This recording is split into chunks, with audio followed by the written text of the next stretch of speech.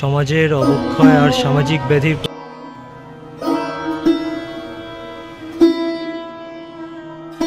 So hey guys, welcome back to my Pujo প্রস্তুতির blog part 5। তো আজকে ছোট্ট মোট্ট একটা ব্লগ করব। ফার্স্ট এসেছি দুর্গাবাড়ির এখানে। তো দুর্গাবাড়ির থেকে তারপরে দেখা যাক কোথায় যাওয়া যায়। এই অন্ধকারে হয়ে যাচ্ছে, প্রচুর বাইকের আওয়াজ আর প্রচণ্ড গরম আজ। তো লেটস গো।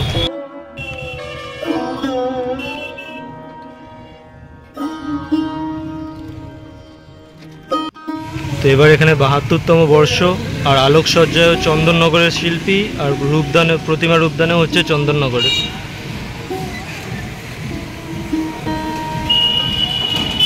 এদিকে লাইটিংয়ের কাজ চলছে।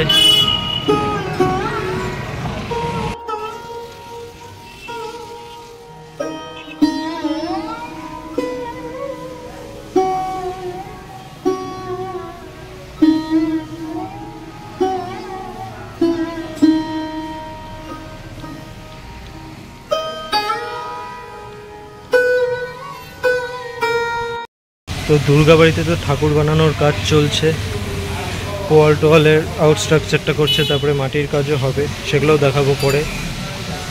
আর আজকে মানে প্রচুর গরম, সাইকেলটা ওখানে রোদ্রে আছে, কি যে গরম হবে এখন বসলে।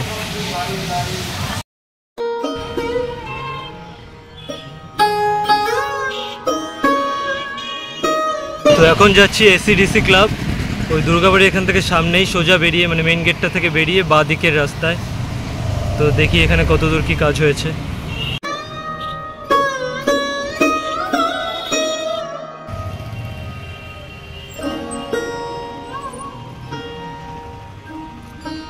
এসিডিসির এবার হচ্ছে ৭০তম বর্ষ, আর এখানে যতটুকু কাজ হয়েছে দেখাচ্ছি।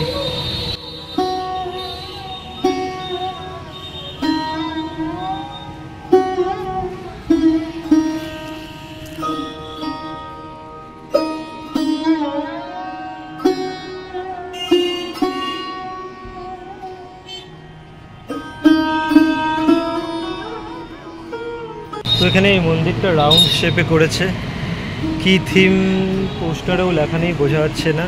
তো বাইরে এই এরিয়াতে কোনো একটা থিম হয়ে ভেতরে এখানে একটা মন্দির টাইপ কিছু।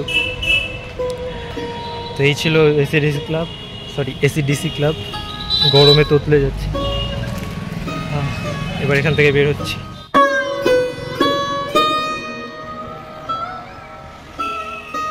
সো গাইস, রাইট নাও আমি এসেছি হচ্ছে গুড়িয়াহাটি ক্লাব, যেটা পঞ্চরঙ্গী মোড়ের এখানে। অ্যান্ড এখানে দেখতে পাচ্ছি ভেতরে ঠাকুরও বানিয়েছে, তো ভেতরে ঢুকে তোমাদের দেখাচ্ছি।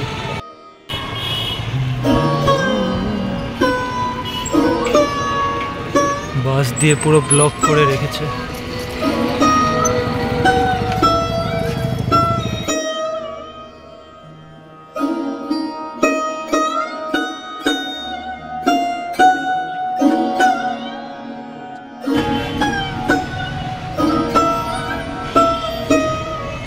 নতুন সাজে ঠাকুর।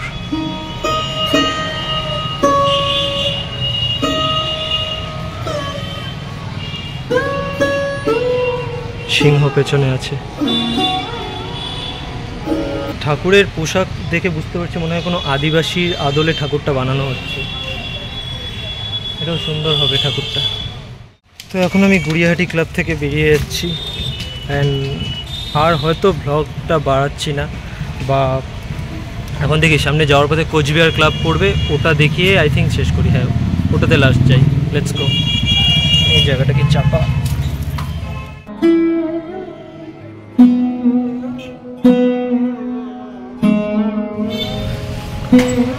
তো গাইস, এখানে হচ্ছে কোচবিহার ক্লাবের প্যান্ডেলটা হচ্ছে, আর এবারে এদের ৮১তম বর্ষ, আর থিম সমাজের অবক্ষয় আর সামাজিক ব্যাধির প্রতিরোধে আমরা আর চুরি পরব না।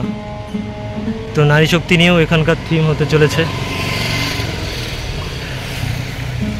তো সামনে ওদিক থেকে প্যান্ডেলটা আপাতত জাস্ট বাঁশগুলো লাগিয়েছে, থিম জাতীয় কিছু করবে, সামনের থেকে দেখানোর চেষ্টা করছি।